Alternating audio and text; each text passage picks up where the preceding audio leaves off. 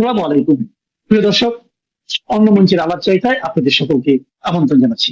এই মুহূর্তে আপনাদের সামনে কথা বলতে এসে বিশ্বখ্যাত বাংলাদেশি অলরাউন্ডার, ক্রিকেটে অলরাউন্ডার সাকিব আল হাসানের আওয়ামী লীগের প্রতি আস্থা অপরিবর্তিত। আওয়ামী লীগের জন্য মারলেন ছক্কা, কেন, কিভাবে, আমি সেই ব্যাখ্যাটাই আপনাদের সামনে দিতে চাই। একবার চিন্তা করুন, সাকিব আল হাসান বাংলাদেশের একজন আইকনিক ব্যক্তিত্ব। তিনি আওয়ামী লীগের এই দুঃসময়েও আওয়ামী লীগের প্রতি তার যে আস্থা অপরিবর্তিত। আজকে আপনি কেন অপরিবর্তিত রাখবেন না? আওয়ামী লীগের যে সুদিন আসবে তাতে কোনো সন্দেহ নাই। সাকিব আল হাসান সেই কথাগুলোই বলবার চেষ্টা করেছেন। সাকিব আল হাসান বাংলাদেশের একটি গণমাধ্যমে দীর্ঘ একটি সাক্ষাৎকার দিয়েছেন। সেই সাক্ষাৎকারের আলোকেই আমরা এই মুহূর্তে কথা বলবো। বাংলাদেশের ক্রিকেটের বরপুত্র, ইতিহাসের সেরা অলরাউন্ডার সাকিব আল হাসান দীর্ঘ প্রায় 1.5 বছরেরও বেশি সময় ধরে তিনি দেশের বাইরে। 2024-এর 5ই আগস্টের পট পরিবর্তনের পর থেকে অনেক সমীকরণ বদলে গেছে। সম্প্রতি bdnews24.com-কে দেওয়া এক দীর্ঘ সাক্ষাৎকারে সাকিব আল হাসান কথা বলেছেন একদম খোলামেলা। তার দেশে ফেরা, রাজনৈতিক অবস্থান, বিসিবির বর্তমান অবস্থা এবং ভারতের সাথে ক্রিকেটীয় সম্পর্কের ভবিষ্যৎ নিয়ে এমন কিছু তথ্য তিনি দিয়েছেন যা আগে কখনো শোনা যায়নি। এই মুহূর্তের ভিডিওতে আমরা সাকিবের সেই সাক্ষাৎকারের প্রতিটি গুরুত্বপূর্ণ লাইন বিশ্লেষণ করবার চেষ্টা করব। সাকিব কেন ফিরতে পারছেন না, তার উপর হওয়া মামলার ভবিষ্যৎ কি, আর আওয়ামী লীগের রাজনীতি নিয়ে এখন তিনি কি ভাবছেন, এই সব কিছুই থাকছে এখনকার এই বিশ্লেষণে। সাক্ষাৎকারের শুরুতেই সাকিবের কাছে জানতে চাওয়া হয়েছিল দেশে ফেরার তীব্র ইচ্ছা কাজ করছে কিনা। সাকিবের উত্তর ছিল বেশ বাস্তববাদী। তিনি পরিষ্কার জানিয়েছেন, হয়রানি না করার নিশ্চয়তা যদি কালকে দেওয়া হয়, পরশুই আমি দেশে ফিরে যাব। চিন্তা করেছেন, আজ প্রায় 2 বছর যাবৎ যারা বিদেশ বিভুঁয়ে দেশের বাইরে, তারা দেশে ফিরতে চাইছেন। দেশে ফিরবার কি আকুলতা তাদের মধ্যে কাজ করছে? সাকিব এখানে একটি গুরুত্বপূর্ণ পয়েন্ট তুলে ধরেছেন। তিনি বলেছেন তাকে যেন কোনো বিশেষ প্রটোকল বা বাড়তি পুলিশি নিরাপত্তা দেওয়া না হয়। একজন সাধারণ নাগরিক হিসেবে তিনি কেবল বিচারিক প্রক্রিয়া শেষ না হওয়া পর্যন্ত হয়রানি না করার গ্যারান্টি চান। সাকিবের ভাষ্যমতে যখনই তিনি দেশে ফেরার পরিকল্পনা করেছেন, তখনই কোনো এক অদৃশ্য কারণে পরিস্থিতি বদলে গেছে। 2024 সালের অক্টোবরে দুবাই পর্যন্ত এসেও ফিরে যাওয়ার পেছনে তিনি মব বা সাজানো আন্দোলনের ইঙ্গিত দিয়েছেন। সাকিবের প্রশ্ন, 15-16 বছর দেশের হয়ে খেলার পর তাকে কেন প্রশ্ন করা হচ্ছে যে তিনি দেশের জন্য কি করেছেন? ফেসবুক স্ট্যাটাস কি খেলার চেয়েও বড়? সাকিবের বিরুদ্ধে হত্যা মামলা, শেয়ার বাজারে কারসাজি ও দুদকের অভিযোগ রয়েছে। এই সাক্ষাৎকারে তিনি এসবের ব্যবচ্ছেদ করেছেন। সাকিব প্রশ্ন তুলেছেন, 2 বছর ধরে তদন্ত চললেও কেন কোনো প্রমাণ মেলেনি? তিনি সরাসরি বলেছেন, আদাবরে যে খুনের ঘটনা তাকে আসামি করা হয়েছে, সেই এলাকায় তিনি জীবনে কখনো গিয়েছেন বলে তার মনে পড়ে না। সবচেয়ে বড় বাধা হিসেবে তিনি দেখছেন তার ব্যাংক অ্যাকাউন্ট ফ্রিজ হওয়াকে। চেক বাউন্স বা আর্থিক মামলার ব্যাপারে সাকিবের যুক্তি হলো, টাকা পরিশোধ করলে মামলা উঠে যায়, কিন্তু টাকা দেওয়ার জন্য তো অ্যাকাউন্ট সচল থাকতে হবে। তিনি দাবি করেছেন তদন্তে যদি তার যোগসূত্র না পাওয়া যায়, তবে চার্জশিট থেকে তার নাম বাদ দিতে আইন বা স্বরাষ্ট্র মন্ত্রণালয় সদিচ্ছা দেখালেই সব সম্ভব। তার মতে সদিচ্ছা থাকলেই সব হয়। সাকিবের এবারের সাক্ষাৎকারে সবচেয়ে আক্রমণাত্মক অংশ ছিল টি-20 বিশ্বকাপে বাংলাদেশের না খেলা নিয়ে। তিনি একে অন্তর্বর্তী সরকারের একটি বিরাট ব্লান্ডার বা ভুল হিসেবে চিহ্নিত করেছেন। সাকিবের মতে মোস্তাফিজকে আইপিএল থেকে বাদ দেওয়ার ঘটনায় বোর্ড শক্ত অবস্থান নিতে পারত, কিন্তু আবেগকে পুঁজি করে ভারতের সাথে ক্রিকেটীয় যুদ্ধ বাঁধিয়ে আখেরে বাংলাদেশেরই ক্ষতি করা হয়েছে। তিনি তৎকালীন বিসিবি সভাপতি আমিনুল ইসলাম বুলবুলের সমালোচনা করে বলেছেন, আইসিসির সাথে ভালো যোগাযোগ থাকা সত্ত্বেও কেন তিনি বিশ্বকাপ নিশ্চিত করতে পারলেন না? সাকিবের ধারণা, বিশ্বকাপ না খেলাটাই ক্রিকেটে বাংলাদেশের পিছিয়ে পড়ার বড় কারণ। তিনি মনে করেন ক্রিকেটে দেশপ্রেম দেখাতে গিয়ে ভারতের সাথে সম্পর্ক নষ্ট করা বোকামি, কারণ দৈনন্দিন জীবনের সব পণ্যই তো ভারত থেকে আসছে। রাজনীতি নিয়ে সাকিবের অবস্থান এখনো অনড়। আওয়ামী লীগ নিষিদ্ধ হওয়া বা বর্তমান অবস্থা নিয়ে সাকিবের স্পষ্ট কথা, দল করা কি খারাপ নাকি? আমি পোল্ট্রিবাজি জানি না। তিনি জানিয়েছেন ছোটবেলা থেকে যে দলের সাথে সম্পৃক্ত তার প্রতি তিনি অনুগত। সাকিব বিশ্বাস করেন কাউকে নিষিদ্ধ করে বা দাবিয়ে রেখে দীর্ঘমেয়াদে লাভ নেই। তার মতে আওয়ামী লীগ যদি অতীতে ভুল করে থাকে তবে বর্তমানেও সেই একই ভুলের পুনরাবৃত্তি হচ্ছে। তিনি এখনো আত্মবিশ্বাসী যে মাগুরায় যদি সুষ্ঠু নির্বাচন হয় তবে মানুষ তাকেই ভোট দিয়ে জয়ী করবে। নিউ ইয়র্কে তিনি সব দলের নেতাদের সাথেই মেশেন, কিন্তু নিজের রাজনৈতিক আদর্শে তিনি অটল। ৩৯ বছর বয়সী সাকিবের ক্রিকেট কি শেষ হয়ে গেছে? সাকিব বলছেন না। ফ্র্যাঞ্চাইজি লিগগুলোতে তার পারফরমেন্স প্রমাণ করে তিনি এখনো ফিট। তিনি মনে করেন 1 মাস কঠোর পরিশ্রম করলে তিনি আবারও আন্তর্জাতিক ক্রিকেটে ফেরার জন্য তৈরি। তবে তিনি এটিও স্পষ্ট করেছেন যদি দেখেন তিনি দলের উপর বোঝা হয়ে যাচ্ছেন তবে নিজেই বিদায় নেবেন। সাকিব এখন সময় দিচ্ছেন তার পরিবারকে। ক্রিকেটের বাস্তবতায় আগে যা সম্ভব হতো না, এখন সন্তানদের স্কুলে পৌঁছে দেওয়া আর তাদের সাথে সময় কাটানোতেই তার দিন কাটছে। তবে মনের কোনো একটাই আশা, সব জটিলতা কাটিয়ে তিনি বীরের বেশে আবারও মিরপুরের হোমে ফিরবে।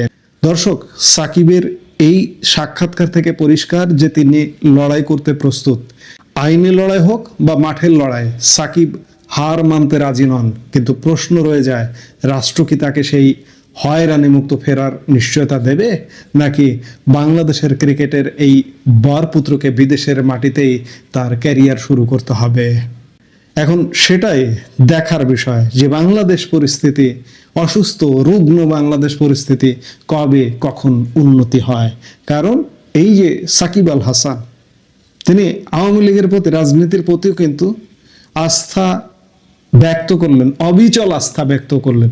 এবং তিনি সাক্ষাৎকারের শেষে একটা কথাও বলেছেন আওয়ামী লীগ রাজনীতি প্রসঙ্গে, যে আমি তো এবারের নির্বাচনই করতে চেয়েছিলাম, ভেবেছিলাম নির্বাচন করি, ভোটে দাঁড়িয়ে দেখিয়ে দেই, পরে ভাবলাম আমাকে নির্বাচন করতে দেবে না। এছাড়া দলেরও তো একটা সিদ্ধান্ত থাকে, সেটার বাইরে যাওয়া যায় না, না হলে নির্বাচন করে দেখিয়ে দিতাম। এই হলেন সাকিব আল হাসান, নাম্বার 1 সাকিব আল হাসান, বাংলাদেশের বিশ্বখ্যাত ক্রিকেট অলরাউন্ডার সাকিব আল হাসানের আওয়ামী লীগের প্রতি আস্থা অবিচল।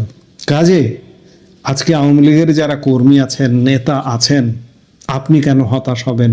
আওয়ামী লীগের প্রশ্নে আপনিও আস্থা অবিচল রাখুন, সাকিব আল হাসানের পথেই হাঁটুন। কারণ আওয়ামী লীগকে দাবিয়ে রাখা যাবে না, নিষিদ্ধ করে রাখা যাবে না। আওয়ামী লীগের রাজনীতি ওপেন করতেই হবে, উন্মুক্ত হতেই হবে। সেটা কোন প্রক্রিয়ায় এই মুহূর্তে বলা মুশকিল, প্রকৃতি সেটি উন্মুক্ত করবে এবং সেটির জন্য নিশ্চয়ই অপেক্ষা করতেই হবে। আর যার কারণে বলতেই হয় যে সাকিব আল হাসান আওয়ামী লীগের প্রতি তার যে আস্থা সেটি অপরিবর্তিত। এবং এই সাক্ষাৎকারের মাধ্যমে আওয়ামী লীগের জন্য এক বিশাল বার্তা দিলেন এরকম একজন বিশ্বখ্যাত সেলিব্রিটি। আওয়ামী লীগের জন্য বলতে গেলে বলা যায় যে সাকিব আল হাসান ছক্কা মেরে দিলেন। এই মুহূর্তের ভিডিও থেকে বিদায় নিতে চাইছি। দুপুরের ভিডিওতেও আমি বলেছি, অনেকেই তো দেখেন না, তাই আবার আমি বলে দিচ্ছি যে আমার এই দাড়ি কাটতে গিয়ে এখানে একটা ইনফেকশন মতো হয়েছে, ফলে আমি দাড়ি পাড়ি কাটতে পারছি না। ওই জন্য একগাল দাড়ি নিয়ে আপনাদের সামনে উপস্থিত হলাম। ডাক্তারের কাছে গেছিলাম, ডাক্তার বলেছে এখন কদিন দাড়ি না কাটার জন্য। তাই ক্রমশ দাড়িও বাড়বে আর আপনাদের একটুখানি আমাকে সহ্য করতে হবে। এবার আমি যে কথাটা বলেছিলাম আপনাদের, যে এই যে দুর্নীতিবাজ, ঘুষখোর, নারী লোভী যে নেতা মন্ত্রী আওয়ামী লীগের ভেতরে যারা লুকিয়েছিলেন তাদের কথা বলবো। একটি ভিডিও আমার হাতে এসছে, সোশ্যাল মিডিয়া মারফত ভিডিওটা আমার হাতে এসছে। অনেক বড় ভিডিও, কেটে কুটে তাকে আমি অল্প কিছুটা নিয়ে আসতে পেরেছি। যিনি এই ভিডিওটা করেছেন তার আতা পাতা আমি পেলাম না যে তাকে আমি কৃতজ্ঞতা জানাবো, কিন্তু তার উদ্দেশ্য আমার উদ্দেশ্য একই, যে এদের মুখোশটা খুলে দেওয়া, যাতে ভবিষ্যতে এরা আবার দলের মধ্যে না ঢুকে দলটাকে যেন 12টা না বাজায়। আওয়ামী লীগের দ্বিতীয়বারের যে দল হবে শেখ হাসিনা, সেখানে যদি এই মুখেরা আবার ঠাঁই পায়, আজকে আমি প্রথম পর্ব করছি, এরপরে তো আমার কাছে আরো আছে, আমি ধীরে ধীরে দেবো সেগুলো। এখন তারা যদি, যে দলের নেতা বা নেতারা, মন্ত্রীরা এরকম লুচ্চা লাফাঙ্গাবাজ, চোর বাটপার জোচ্চোর হয়, তাহলে পরে এই জাতির তো এই অবস্থাই হবে। প্রধানমন্ত্রী শেখ হাসিনাকে এরা একটা বৃত্তের মধ্যে আটকে রাখতেন, তার কাছে কারোর যাওয়ার ক্ষমতা ছিল না এই বৃত্তকে টপকে। ফলে তিনি আসল খবরটা থেকে অনেক দূরে থাকতেন। তাকে বেছে বেছে লোক তার কাছে পৌঁছে দেওয়া হতো। এরাই করতো কি, এরাই লোক ঢুকিয়ে টাকাকে জামাতের লোক ঢোকাতো। আমি ভুল বললাম, লোক ঢুকিয়ে। এরা টাকা খেয়ে জামাতের লোক আওয়ামী লীগে ঢোকাতো, যুবলীগে ঢোকাতো, ছাত্র লীগে ঢোকাতো। তার কারণ হিসেবে আপনারা দেখুন, যখন 5 আগস্টের ওই রকম ঘটনা ঘটলো, তারপরে কিন্তু ওই কাদের সাহেব তিনি কিন্তু দেশেই রয়ে গেছিলেন। 3 মাস বাদে জামাত এবং বিএনপির সহযোগিতায় তিনি ভারতবর্ষের বর্ডার পার করে ঢুকে যান। তিনি ছিলেন কিন্তু একজন জামাত নেতার বাড়িতে। তাহলে জামাতের সঙ্গে গোপন আতাত না থাকলে তিনি কি ঢাকায় ওই 3 মাস বসে থাকতে পারতেন জামাত নেতার বাড়িতে? পারতেন না। আমার এই ভিডিওটা করার উদ্দেশ্য, এবং এই যে ভিডিওটা ওনার যিনি করেছেন, অজ্ঞাত পরিচয় ব্যক্তি, তাকে কৃতজ্ঞতা জানানো ছাড়া আমার উপায় নেই। তাকে শুধু আমি কৃতজ্ঞতাই জানাই, এবং তিনি নিশ্চয়ই আমাকে পারমিশন দেবেন এই ভিডিওটি আপলোড করার জন্য। তিনি আমাকে স্ট্রাইক মারবেন না আশা করি, কারণ তার উদ্দেশ্য আমার উদ্দেশ্য একই, ভিডিওটি যাতে শেখ হাসিনার হাতে গিয়ে পৌঁছায়। চমৎকার একটি ভিডিও বানিয়েছেন, কিন্তু এত বড় বানিয়েছেন যে আমাকে একটু কাটছাট করতে হয়েছে, না হলে পরে অনেক লম্বা হয়ে যেত। আপনারা ভিডিওটা দেখুন, এর পরের দিন আমি আপনাদের অন্য কথা বলবো। আজকে শুধু এদের কথা শুনুন এবং ভিডিওটা দেখুন। একটু লম্বা, কাটা ছাটার পরে একটু লম্বা আছে, কিন্তু আপনারা ভিডিওটি দেখুন, এবং ভিডিওটি দেখেই আমি আমার ভিডিওটি শেষ করব। আমার অনুরোধ, আপনারা এই ভিডিওটা শেষ অবধি দেখবেন, এটা আপনাদের কাছে আমার বিনীত অনুরোধ। আমি কোনোদিন আপনাদের বলি না যে আপনারা আমার ভিডিও শেষ অবধি দেখবেন, কিন্তু এই ভিডিওটা আপনাদের শেষ অবধি দেখা কিন্তু উচিত বলে আমার মনে হয়। কারণ আপনাদেরও জানা উচিত আপনাদের নেতারা কি রকম নেতা, যাদের কাছে আপনারা সাহায্য চাইতে যাবেন কি, তারা তো আপনাকে সাহায্য করবেই না, নিজেদের ফুর্তি নিয়েই ব্যস্ত তারা। দেখুন ভিডিওটি দেখুন। আওয়ামী লীগের একজন এমপি মন্ত্রীরা শুধু দুর্নীতিবাজই ছিলেন না, তারা ছিলেন পার্ট টাইম এমপি আর ফুল টাইম নারীবাজ লুইচ্চা। নারীবাজ এসব এমপি তালিকায় আছেন ওবায়দুল কাদের, ব্যারিস্টার সুমন, এমনকি শেখ মুজিব পরিবারের সদস্য শেখ সেলিমও। তাও আবার যেন তেন নারী না। এসব এমপিদের শয্যা সঙ্গী ছিলেন একজন প্রথম সারির ঢাকায় সিনেমার নায়িকা। দুর্নীতির মাধ্যমে টাকা কামাতেন আর সেসব অর্থ ঢালতেন নায়িকাদের পেছনে। শেখ সেলিম শেখ মুজিবুর রহমানের ভাগ্নে। লুচ্চামিতে শেখ সেলিম ছিলেন গ্রেড প্রাপ্ত। বুড়ো বয়সে তিনি প্রেমে মজেছিলেন নায়িকা নিপুণ আক্তারের। অথচ বিয়ে না করে দিনের পর দিন এই নায়িকাকে ভোগ করেছেন শেখ সেলিম। অনেক সেলিমের রক্ষিতায় ছিলেন নিপুণ। তাদের নিয়ে আগে শোনা যেত নানান কিচ্ছা। সবই হতো আড়ালে আবডালে। গুজুর গুজুর ফুসুর ফুসুরের কমতি ছিল না। তবে এখন তা আর গোপন নেই। তবে এ সম্পর্ক এক বা দুই দিনের নয়, যুগের পর যুগ চলছে এ দুজনের রঙ্গলীলা। 2012 সালের রাজধানীর অন্যতম অভিজাত এলাকা বনানীতে টিউলিপ নামে একটি পার্লার খোলেন নিপুণ। সশরীরে উপস্থিত হয়ে সেটির উদ্বোধন করেন শেখ সেলিম। শেখ সেলিম ও নিপুণের সখ্যতার বিষয়টি মানুষের মুখে মুখে চলে আসে। ঢালিউডে কানাঘুষা চিত্রনায়িকা নিপুণের পেছনে বড় কোনো শক্তি আছে। সেই বলে বলিয়ান হয়ে 2022 সালে চলচ্চিত্র শিল্পী সমিতি নির্বাচনে জায়েদ খানের কাছে ভোটে হেরেও জোর করে সাধারণ সম্পাদকের চেয়ার দখলে নিয়েছিলেন এই নায়িকা। দায়িত্ব পালন করেন পুরো মেয়াদি। নিপুণকে বিজয়ী করতে নির্বাচন কমিশনারকে 17 বার ফোন করেন শেখ সেলিম। এছাড়াও জানা যায়, দুজনের সম্পর্কে মেয়ে যেন বাধা হতে না পারে এজন্য নিপুণ তার মেয়েকে বিদেশে পাঠিয়ে দেন। সব মিলে শেখ সেলিমের ছত্রছায়ায় বেপরোয়া ছিলেন নিপুণ। শিল্পী সমিতির চেয়ারে বসেই কারোর সঙ্গে আলোচনা না করে নিজের মতো করে সিদ্ধান্ত নেওয়া শুরু করেন নিপুণ। ফলে কমিটির মেয়াদের আগেই পদত্যাগ করেন সহ সভাপতি সাইমন সাদিক। অনেকে সরে দাঁড়ান এ কমিটি থেকে। নাম্বার 2, ওবায়দুল কাদের। সাবেক সড়ক ও যোগাযোগ মন্ত্রী ওবায়দুল কাদের। তিনি ছিলেন লুচ্চা নাম্বার 1। তার শয্যাসঙ্গী ছিলেন 2017 সালের বাংলাদেশের শ্রেষ্ঠ সুন্দরী জাহারা মিতু। নিজের বাংলোতে নিয়ে ওবায়দুল শত শতবার ভোগ করেছেন এই নায়িকাকে। বিনিময়ে এই নায়িকা পেয়েছেন বিশাল অঙ্কের অর্থ। সম্প্রতি চিত্রনায়িকা জাহারা মিতু ওবায়দুল কাদেরের মধ্যে সম্পর্কের এই খবর প্রকাশিত হয় বেশ কয়েকটি গণমাধ্যমে। সেখানে বলা হয়, ওবায়দুল কাদেরকে ঘুম পাড়িয়ে দিতেন নায়িকা জাহারা মিতু। মধ্যবিত্ত পরিবারের মেয়ে হলেও মিতু ঘুরতেন বিলাসবহুল গাড়িতে। গুঞ্জন রয়েছে, আওয়ামী লীগের সাধারণ সম্পাদক ওবায়দুল কাদেরের হাত ধরেই রাতারাতি ভাগ্য বদলে গেছে জাহারা মিতুর। এমন শোনা যায়, রাতে কাদেরকে ঘুম পাড়িয়ে দিয়ে বাসায় ফিরতেন এই নায়িকা। এক সাক্ষাৎকারে মিতু নিজে বলেছেন, ওবায়দুল কাদের আমার আইডল। এদিকে কাদেরও শত ব্যস্ততার মাঝেও নায়িকাকে সময় দিতেন। মিতুর একটি বইয়ের প্রিমিয়ার অনুষ্ঠানে সাবেক এই সেতু মন্ত্রীকে দেখা যায়। তারও আগে মিতুর প্রথম সিনেমার মহরতেও উপস্থিত ছিলেন কাদের। আগুন নামের সেই ছবির মাধ্যমে নায়িকা বনে যান তিনি।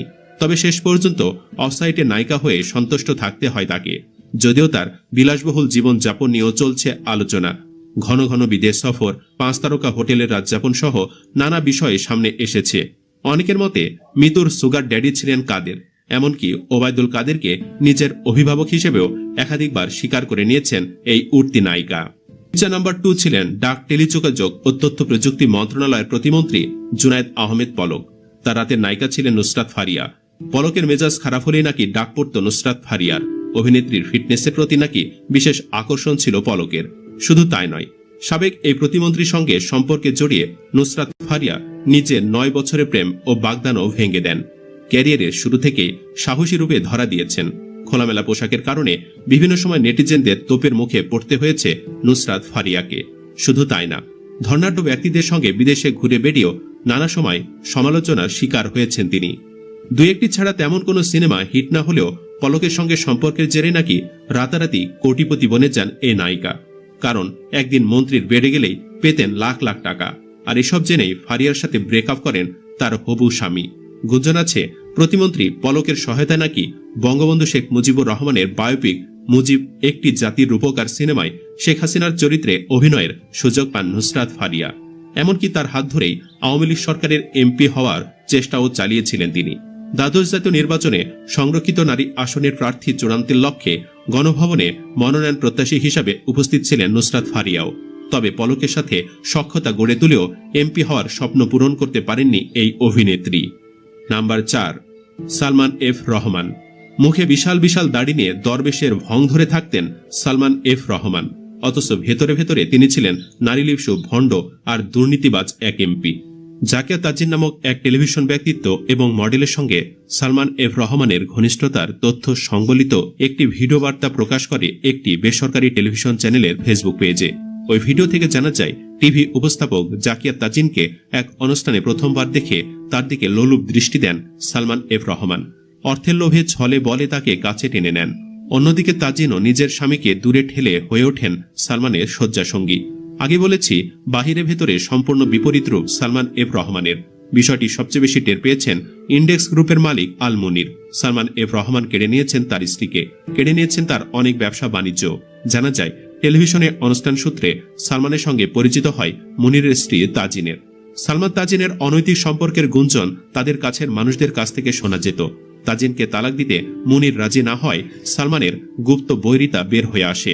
সালমান এফ রহমান শফিউল্লাহকে ডেকে নিয়ে যায় তার অফিসে এবং সেখানে গিয়ে 48 ঘন্টার মধ্যে তাজিনকে ডিভোর্স দেওয়ার কথা বলে এবং সেখানে 300 টাকার স্ট্যাম্পে স্বাক্ষর করতে বলে, যেখানে লেখা ছিল শফিউল্লাহ যেন তার স্ত্রীর নামে কিংবা সালমান এফ রহমানের নামে কোনো অভিযোগ করতে না পারেন। নাম্বার 5, হাসান মুরাদ। সাবেক এমপি হাসান মুরাদও ছিলেন লম্পট। নায়িকা মাহিয়া মাহির সাথে তার লটর পটরের খবর কারোরই অজানা নয়। মাহিকে ফোন করে অশ্লীল কথা বলেছিলেন ডাক্তার মুরাদ হাসান। আরেক অভিনেতা ইমনের ফোনে কল করেছিলেন তিনি। সে সময় মাহি তার পাশে আছে বলে জানার পরে তাকে অশ্লীল কথা বলেন মুরাদ। সে সময় তিনি ছিলেন তথ্য প্রতিমন্ত্রী। মাহিকে তিনি যে কথা বলেছিলেন সেই অডিও ফাঁস হয়ে যাওয়ার পরে বিতর্ক শুরু হয়। তার জেরে মন্ত্রিত্ব থেকে পদত্যাগ করতে হয় মুরাদ হাসানকে। দেশ থেকে পালিয়ে কানাডা গিয়ে থাকতে চেয়েছিলেন তিনি, কিন্তু কানাডায় তাকে থাকতে না দেওয়া হওয়ার কারণে বাংলাদেশে ফিরে আসতে বাধ্য হন মুরাদ হাসান। নাম্বার 6, এমপি আনার। নারীবাজ এবং চোরা কারবারির জন্য কুখ্যাত ছিলেন ঝিনাইদহ 4 আসনের সংসদ সদস্য আনোয়ারুল আজিম আনার। নারী চক্রে আটকে শেষ পর্যন্ত প্রাণও দিতে হয়েছে তাকে।